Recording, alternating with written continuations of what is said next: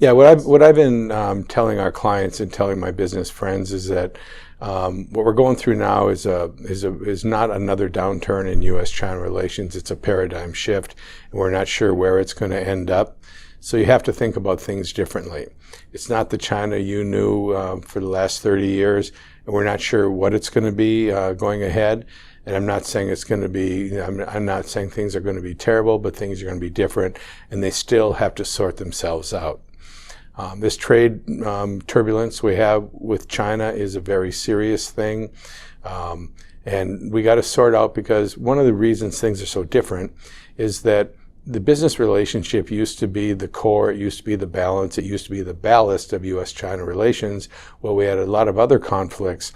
Business worked pretty well because they were complementary economies. China needed capital, it needed know-how, it needed technology.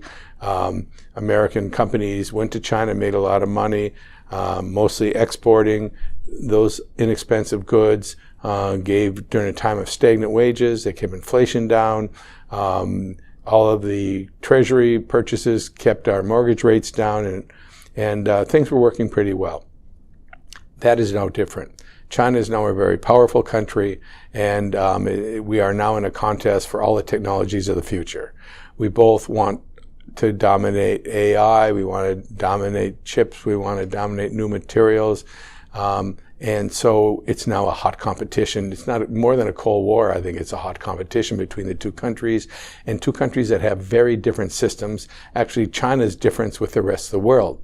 You know, China has authoritarian capitalism, which actually gives it a lot of advantages now. We used to think it was disadvantages because you couldn't become prosperous unless you had democracy, unless you had open information. China turned that on its head.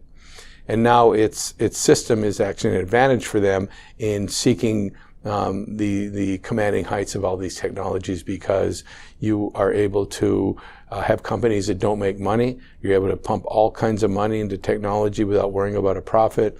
And you're also able to control your market. And so this all has to be sorted out against a lot of geopolitical turbulence with a lot of countries right now. It can be done, but if you're in business in China, you just got to realize things are different. You got to have both eyes open. You've got to hedge your bets and not have all your eggs in the China basket. And you've got to follow policy very closely. And you got to deal with the real world of what China presents today. Don't think you can keep rolling along like you used to.